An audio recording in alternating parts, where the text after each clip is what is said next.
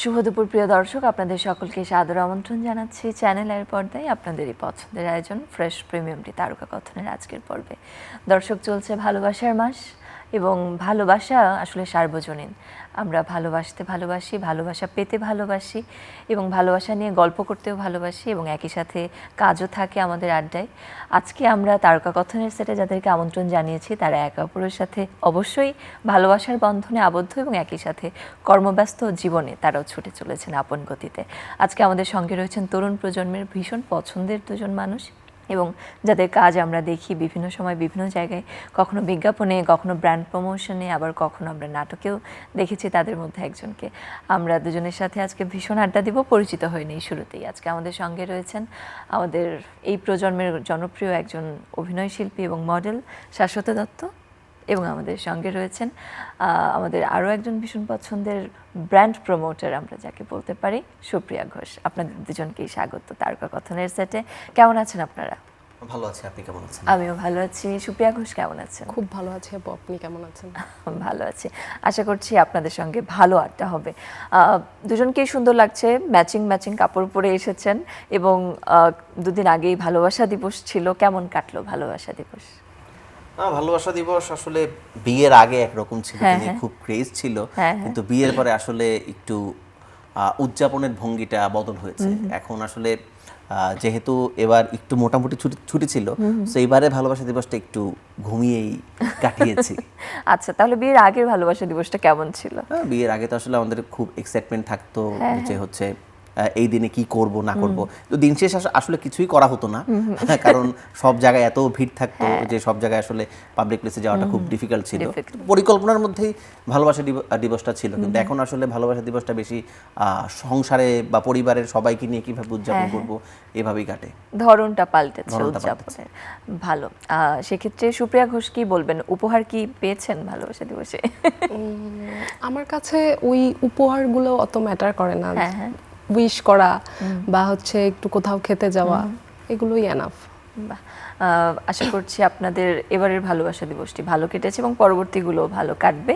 আমরা এবারে একটু শাশ্বত দত্ত আপনার কাছে আসছি। অনেক কাজ করছেন, ব্যস্ততা যাচ্ছে, বিজ্ঞাপনে আপনাকে দেখছি, আবার নাটকেও দেখছি। সম্প্রতি আমরা সানগ্লাস এই নাটকটি দেখলাম আপনার। কেমন যাচ্ছে ব্যস্ততা? সামনে তো ঈদ, আর কদিন বাদেই রোজা শুরু। রোজার আগে আসলে আমাদের যারা অভিনয় শিল্পী নাটকে কাজ করি আমাদের বেশ চাপ থাকে, সুতরাং এই চাপ সামলে সবকিছু ম্যানেজ করে এগিয়ে যেতে হবে। এটাই তো, নাটকের কাজ আছে সামনে, কিছু বিজ্ঞাপনের কাজ আছে, সো এই দুই মিলেই চলছে। কোন কোন নাটকে কাজ করছেন? আর নাটকের সামনে একটা কাজ হচ্ছে ভালোবাসা একদিন, এবং আরেকটা নাটকের নাম আসলে চূড়ান্ত হয়নি, সো আপাতত প্রায় 5টা নাটকের কনফার্মেশন আছে এবং বেশ কিছু বিজ্ঞাপনের কনফার্মেশন আছে। কিছু শুটিং হয়েছে নির্বাচনের আগে এবং নির্বাচনের পরেও হবে, সো এইভাবেই চলছে। ভালোই যাচ্ছে সবকিছু। সুপ্রিয়া ঘোষ, আপনাকে আমরা ব্র্যান্ড প্রমোশনে দেখি, সেটিও কিন্তু খুব সৃজনশীল একটি কাজ। আপনার কন্টেন্টের মাধ্যমে একটি ব্র্যান্ডকে আপনি তুলে ধরছেন, যারা কনজিউমার আছে তাদের সাথে কীরকম উপভোগ করছেন আপনার কাজ? খুবই ভালো। রিসেন্টলি বসন্তের কাজ শেষ করলাম, আমারও সামনে যেহেতু ঈদ, সো ঈদের অনেক কাজ শুরু হয়ে গেছে অলরেডি, আরও কাজ সামনে আছে, সো এনজয় করি। এবং দুজনের কাজের জায়গাটা যেহেতু খানিকটা ভিন্ন, দুজনের কোঅপারেশনটা কেমন থাকে? ওর আমার কাজের জায়গা থেকে ওরটা অনেক বেশি থাকে, কারণ আমার আসতে অনেক লেট নাইট হয়, আবার সেই সকালবেলা বের হয়ে যেতে হয়, এবং অনেক সময় এরকম হয় যে হচ্ছে আমাদের দেখা হয় না 2-3 দিন, মানে আমি আসি, ও দরজা খুলেই ঘুমাচ্ছে, বা সকালবেলা ও ঘুমাচ্ছে, বের হয়ে গেলাম, সো এই জায়গা থেকে আসলে ওর স্যাক্রিফাইসটা অনেক বেশি থাকে। আর আপনার কাছে কিরকম কোঅপারেশন পান? ক্যামেরা ধরে ছবি তুলে দেওয়া, এই ধরনের কাজ? ও যখন ফ্রি থাকে তখন আমি টাইমগুলো ওভাবে ঠিক করি যে ও আমার কাজে হেল্প করবে, ছবি তুলে দেবে, বা আমরা কোথাও বের হব তখন ছবি তুলবো, সো হেল্প করে। সুন্দর সুন্দর ছবি আমরা সোশ্যাল মিডিয়াতে দেখতে পাই আপনার। না, হেল্প করে।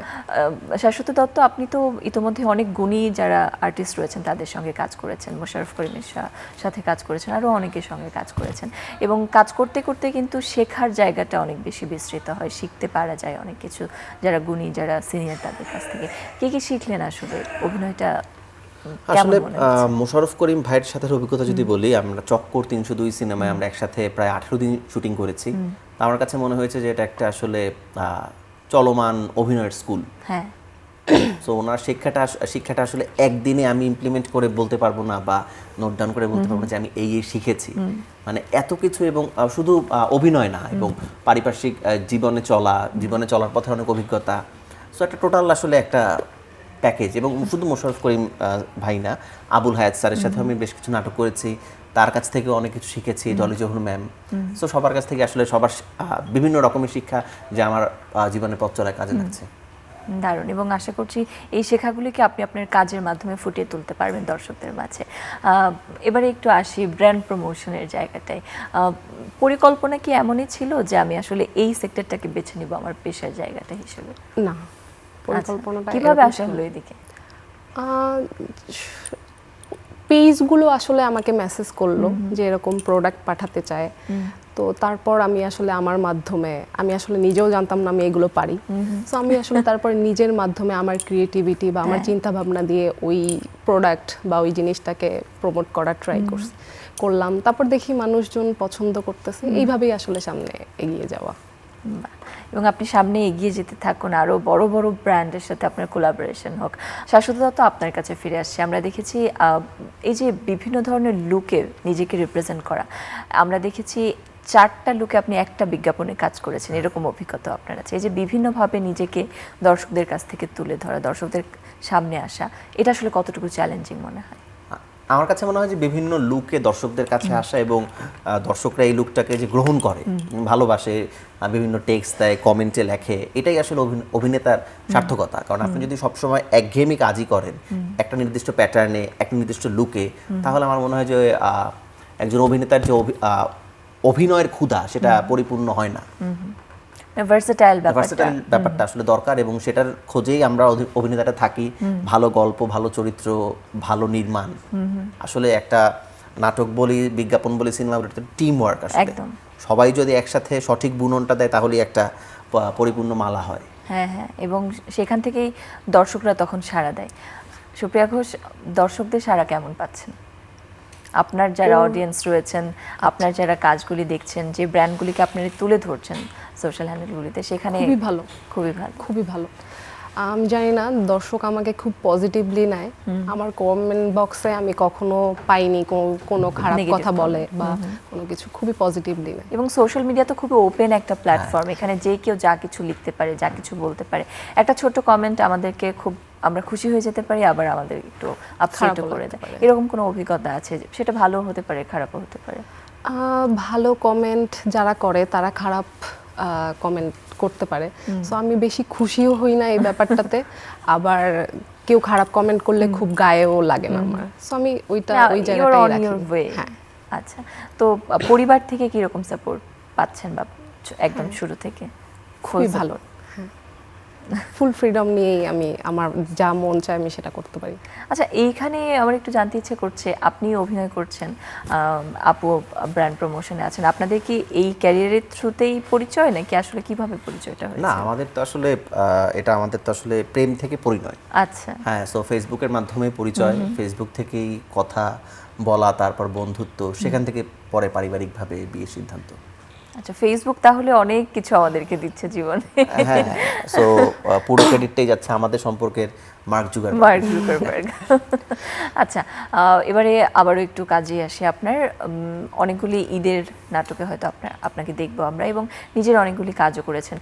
সেই হচ্ছে অভিনয় শিল্পী হিসেবে, আসলে পেশা হিসেবে অভিনয় শিল্পটাকে বেছে নেওয়ার কারণটা কি ছিল? আমার মনে হয় বেশিরভাগ লোকই, হাতে গোনা কয়েকজন বাদে, অভিনয়টাকে পেশা হিসেবে বেছে নেওয়ার ইচ্ছা থাকে, কিন্তু নেওয়ার পরে আসলে বোঝে যে কতটা দায়িত্ব এবং কতটা চ্যালেঞ্জিং এই প্রফেশনটা। বিকজ এই জায়গাটা খুবই আনসার্টেন। আজকে আপনি এখানে আছেন, সো এই জায়গাটা ধরে রাখার জন্য আপনাকে সর্বোচ্চ চেষ্টা করতে হবে। এখান থেকে এখানে উঠবেন, সো আসলে এই জিনিসটাই অভিনেতার জন্য খুব চ্যালেঞ্জিং। এবং যেহেতু এটা আমাদের আসলে রুটি রুজির প্রধান মাধ্যম, অনেক সময় অনেক কাজ করতে হয় যে আমি জানি এই কাজটা আমার ব্যক্তিত্বের সাথে যায় না, আমার পছন্দের সাথে যায় না, তো তারপরে রুটি রুজির তাগিদে করতে হয়। কিন্তু আসলে মনে হয় না যে এভাবে করে আসলে একজন শিল্পীর খোদাটা মেটে। তো ওই জন্য বলবো যে অভিনয় পেশাটা আসলে একক পেশা হিসেবে থাকার উচিত না, কারণ খুবই চ্যালেঞ্জিং। কি কি চ্যালেঞ্জ আপনি ফেস করছেন এখানে? এই তো বললামই যে হচ্ছে অনেক ইচ্ছের বিরুদ্ধে কাজ করতে হয়। আমি জানি গল্প ভালো না, আমি জানি যে হচ্ছে ডিরেক্টর হয়তো অতটা স্কিলফুল না, আমার কো অ্যাক্ট্রেস অতটা স্কিলফুল না। Because আমি তো আগেই বললাম যে অভিনয়টা টোটাল একটা প্যাকেজ, একদম। কিন্তু ইচ্ছার বিরুদ্ধে গিয়ে অনেক সময় করতে হয়, এটাই সবচেয়ে বড় কাজ। এবং ক্যামেরা হচ্ছে এমন একটা জিনিস যেখানে আপনি মিথ্যা কথা বলতে পারবেন না। মিথ্যা বললে মিথ্যাটাকে মিথ্যের মতো বলতে হবে, সত্য বললে সত্যটাকে সত্যের মতো। সো এই ইচ্ছার বিরুদ্ধে যে কাজ করাটা অভিনেতাদের জন্য খুব বড় চ্যালেঞ্জিং। এবং কো অ্যাক্ট্রেস হিসেবে ইতিমধ্যে অনেকের সাথে আপনি কাজ করেছেন, মেজহাবিন চৌধুরীর সাথে কাজ করেছেন, কার সাথে কাজ করতে সবচেয়ে বেশি কমফোর্টেবল ফিল আসলে হয়েছে? আমি যাদের সাথে কাজ করেছি সোফার, কমফোর্টের জায়গাটা তৈরি হয়েছে দেখে আমাদের আন্ডারস্ট্যান্ডিং এর মাধ্যমে তারপরেই করতে সফল হয়েছে। আসলে আনকমফোর্টেবল হলে করা যায় না।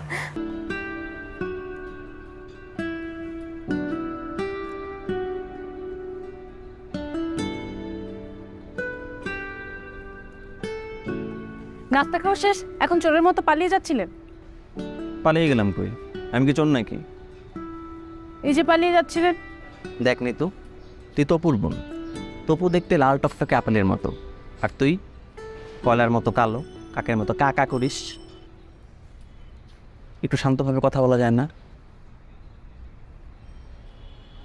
এভাবে কথা বললে তোকে কেউ বিয়ে করবে না।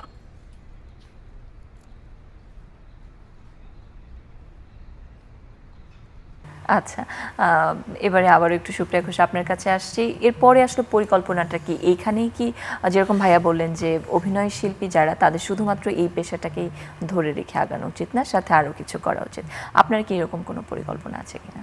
হ্যাঁ, আমি এখন যে কাজটা করতেছি আমি সেটা কন্টিনিউ করতে চাই। আর সামনে তো কিছু পরিকল্পনা আছে, ওটা যখন করব তখন সবাই দেখতে পাবে। আচ্ছা, এখন সিক্রেট থাকবে।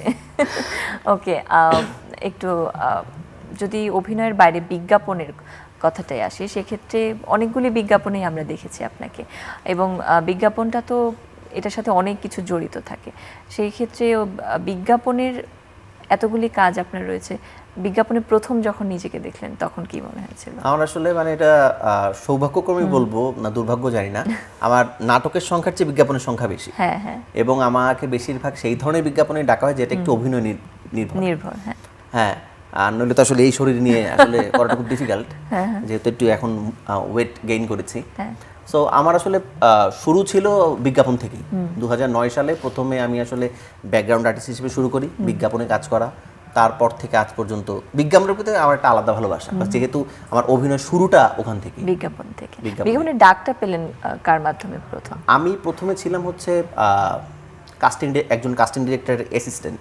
আমি বিভিন্ন শুটিংয়ে হচ্ছে আপনার ছোট ছোট বাচ্চা লাগলে বা হচ্ছে আঙ্কেল লাগলে তাদের ম্যানেজ করে দিতাম। হ্যাঁ। সো ওই জায়গা থেকেই আর কি পাওয়া দিতে দিতে একদিন বললো যে অডিশন দাও, অমিতাভ রেজার একটা কাজে হলো না, কিন্তু দ্বিতীয় বিজ্ঞাপনে হয়ে গেল। ওটা ছিল একটা কফির বিজ্ঞাপন। আচ্ছা, 2010 সালে। সো ওই থেকেই যাত্রা শুরু। তারপরে এখন 2026, 16 হ্যাঁ, বছর চলছে। কিন্তু হয়ে গেছে ইতিমধ্যে, এবং এই 16 বছরে অনেকগুলি বিজ্ঞাপন করেছেন, অনেকগুলি নাটক করেছেন, আরও করবেন সামনে। শুধুমাত্র বিজ্ঞাপন নাটকটা, আপনার কিন্তু সিনেমা এবং একই সাথে ওটিটিতেও কাজ আমরা দেখেছি।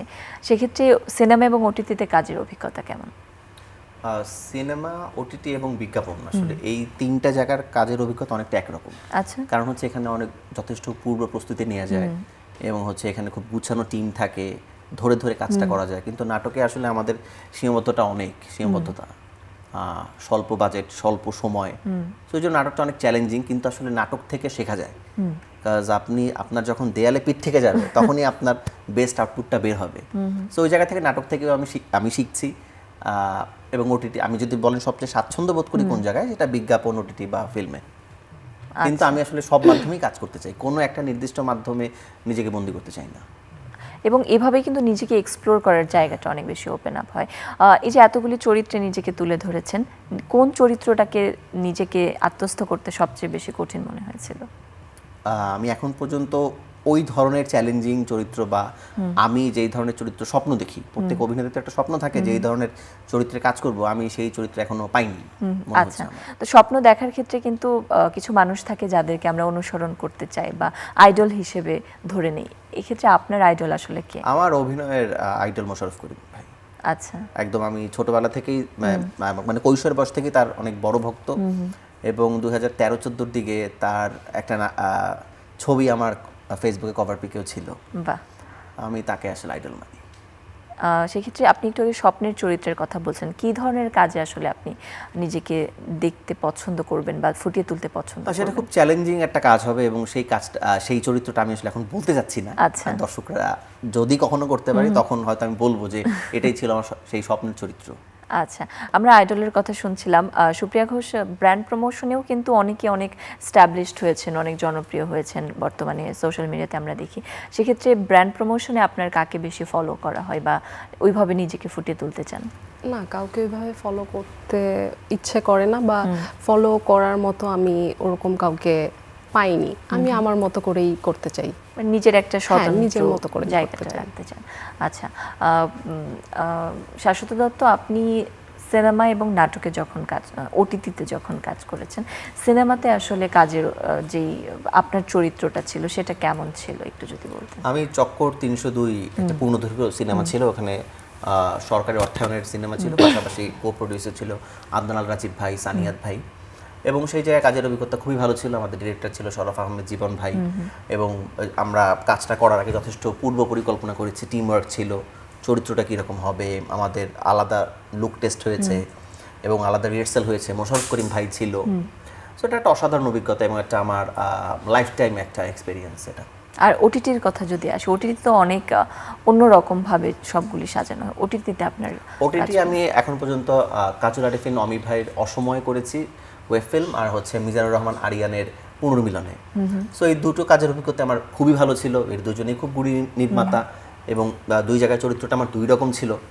পুনর্মিলনটি একটু গুরুগম্ভীর ক্যারেক্টার ছিল, ওদিকে আবার অসময়ের মধ্যে শুভ ক্যারেক্টারটা ছিল খুবই ফান লাভিং নেক্সট বয় টাইপের। এবং দুই জায়গায় বললামই যে খুবই ভালো নির্মাতা। ভালো নির্মাতা হলে আপনার হচ্ছে পূর্ব প্রস্তুতি নেওয়া যায়, চরিত্রটা খুব ভালো মতো আত্মস্থ করা যায়।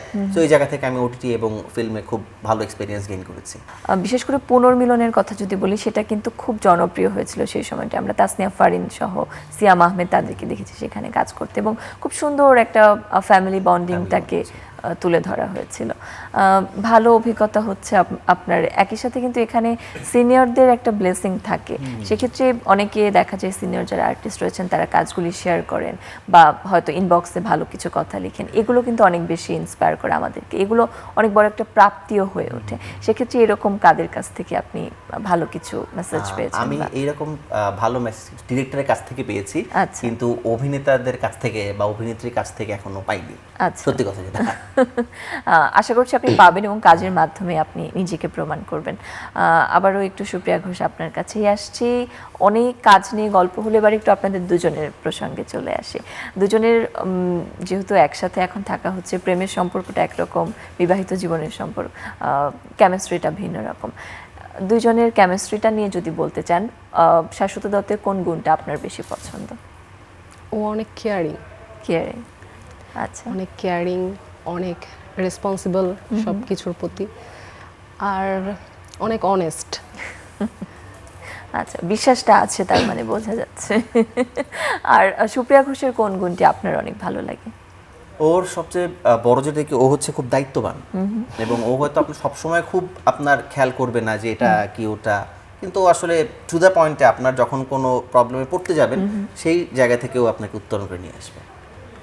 বাহ, সো অনেকটা আর কি ইনভিজিবল কেয়ারিং করে। আচ্ছা, কেয়ারিং এর উপরেই কিন্তু একটা সম্পর্ক সুন্দরভাবে দাঁড়িয়ে থাকে। মানে সম্পর্ক তো আসলে মানে আমাদের মানে শুধু গোলাপ দিলাম রাজি হলো এখানেই শেষ না। বিয়ের পর আসলে সম্পর্কর একটা চারা গাছের মতো যত্ন করতে হয়, ধীরে ধীরে বট গাছে রূপান্তরিত হয়। না, এখন যত্ন না থাকলে আসলে হয় না। মানে ফুল দেয় না, বাট ফুলকপি দেয়। সংসারটা আসলে ওই টাইপের। হ্যাঁ, কারণ এই আসলে তো transition। হ্যাঁ, transition বিয়ের পর তো চেঞ্জ হবে। যেমন আমি ওকে ভ্যালেন্টাইন দিনে হচ্ছে বললাম তো ঘুমিয়ে কাটিয়েছে, কিন্তু ওই যে এবার নতুন নতুন আপনার হচ্ছে কমলা রঙের ফুলকপি পাওয়া যায়। তো আমি বললাম গোলাপ ফুল দিয়ে কি হবে, এবার না ফুলকপি। হ্যাঁ, তো কমলা রঙের ফুলকপি আমি এবার ওকে ভ্যালেন্টাইনে দিয়েছি। বাহ, এবং বর্তমান সময় আমরা যদি দেখি সেক্ষেত্রে কিন্তু সোশ্যাল মিডিয়াতে কিংবা মানে মেয়েদের মধ্যে কিংবা সম্পর্কে পজিটিভনেস না, এটা থাকে অনেক বেশি। যেরকম আমরা নাটকেও দেখি অনেক সময় বলে তুমি মেয়েটার দিকে তাকাইলা কেন, বা ছেলেটা বলে ওই ছেলে তোমাকে কেন টেক্সট করলো, মানে একটা ডাউটফুলনেস থাকে। এরকম কি আপনাদের মধ্যে আছে কিনা? না, এরকম থাকলে তো আসলে একজন অভিনেতা হিসেবে আমি যে পেশায় আছি সেটা তো থাকলে আসলে সংসার করা সম্ভব না। সো আমি সবসময় বলি যে একজন অভিনেতার ওয়াইফকে অনেক সাহসী হতে হয়। হ্যাঁ, হ্যাঁ, আর তা না হলে আসলে হয় না। So I am grateful to her যে ও সেই লেভেলের সাহসী। আমি আসলে ধরে বেঁধে ভালোবাসা পেতে চাই না, হ্যাঁ হ্যাঁ আমি আসলে ওপেন বুক থাকতে চাই। সো ও সেইটা মেনটেন করে সব সময়, এর জন্য আমার আসলে অত পজিটিভ হতে হয় না কখনো। আসলে আর পজিটিভনেসের কারণে কিন্তু অনেক সম্পর্ক তিক্ততার দিকে চলে যায়। বাট এটা থাকাও উচিত, আমার মনে হয় এটা থাকা হ্যাঁ, উচিত, একটু একটু একটু দুষ্টু একটু মিষ্টি। থাকা উচিত। যেমন বাহিরে বের হলে যদি কোনো ভালো মেয়ে মানে সুন্দর দেখতে কোনো মেয়ে দেখি, তাহলে আমি ফার্স্টে ওকে দেখাই মেয়েটা সুন্দর হ্যাঁ, হ্যাঁ। বা ছেলেটা সুন্দর। হ্যাঁ। সো এই মানে ফ্রেন্ডশিপটা আমি মেনটেন করতে চাই এবং আমার মনে হয় যে এটা মেনটেন করা উচিত। আসলে একটা সম্পর্কে ফ্রেন্ডশিপটা কতটা জরুরি কি মনে হয় আপনার? ফ্রেন্ডশিপই সব। হ্যাঁ, মানে আমরা আসলে পরিচয় স্বামী স্ত্রী, বা আপনি যদি ওদিকে আসেন যে হচ্ছে বাবা মা বা বাবা ছেলে বা যে কোনো সম্পর্ক, যে কোনো সম্পর্কই আপনি বলেন, বন্ধুত্বটা খুব গুরুত্বপূর্ণ। মানে সেখানে যদি শুধু ঔদ্ধত্য থাকে বা একজন প্রভুমনির ব্যাপার থাকে, তাহলে সেটা সম্পর্ক আসলে মনে হয় না যে খুব ভালো হয়। সো বন্ধুত্বটা খুবই দরকার। বন্ধুত্বের পাশাপাশি দাম্পত্য জীবনে দাম্পত্য কলহ থাকে, অনেক সময় মনোমালিন্য হয়, সেটা তো অনেক সময় হবেই, রাগারাগি টুকটাক হয়। হবেই, হবেই। তো এটা আসলে হওয়ার মাত্রাটা কেমন আপনাদের অনেক। মধ্যে? অনেক অনেক হয় ঝগড়াঝাগড়ি, দেন ঠুসঠাস করে। না না না, ঝগড়াটা কখনোই আমার মনে হয় না এখনো পর্যন্ত এমন কোনো ঝগড়া হয়েছে যেটা আসলে খুব ভ্যালিড কোনো রিজন। যেমন আমি অনেক গোছালো, আচ্ছা, তো ও যখন বিছানা একটু উল্টাপাল্টা করে ফেলে তখন আমার মাথা গরম হয়ে যায়। হ্যাঁ, সো ওগুলো নিয়েই ঝামেলা হয়। যেমন ওর শুটিং এর ব্যাগ অলওয়েজ আমি গুছাই, অনেক জামা কাপড় থাকে ওইখানে, ওগুলা আসলে ঠিক করতে যে মাথা গরম হয়ে যায়, তখন ওগুলো নিয়ে ঝামেলা হয়। আচ্ছা, ঝামেলা যখন হয় তখন রাগারাগি হলে রাগটা প্রথম ভাঙায় কে? আচ্ছা। আর আসলে এই জিনিসগুলো কিন্তু প্রত্যেকটা সম্পর্কে জরুরি, এবং আমরা আশা করব যে আপনাদের যে কাজের জায়গাটা সেটা আরও বেশি বিস্তৃত হোক, আরও ভালো কাজ করুন এবং দুজন মিলে একসাথে ভীষণ খুশি থাকুন, ভীষণ আনন্দে থাকুন। আমরা দারুণ সময় কাটালাম দুজনের সঙ্গে। আশা করছি আবার নতুন কাজ নিয়ে আপনাদের সঙ্গে আড্ডা হবে তারকা কথনের সেটে। সবশেষে দর্শকদের কিছু বলতে চান কিনা? দর্শকদের বলতে চাই, আপনারা সবসময় ভালো কাজের পাশে থাকুন, ভালো কাজের সাথে থাকুন। চ্যানেলে সবসময় ভালো কাজ উপহার দেওয়ার চেষ্টা করে, আপনারা ভালো কাজের সাথে থাকুন। আপনাদের দুজনকে অনেক ধন্যবাদ। আবারও দুজনে অনেক ভালো থাকুন, অনেক সুন্দর থাকুন, এই প্রত্যাশা নিয়ে প্রিয় দর্শক আজকের আয়োজন থেকে আমরা এখানে বিদায় নিচ্ছি। আপনারাও ভালো থাকুন, সুস্থ থাকুন।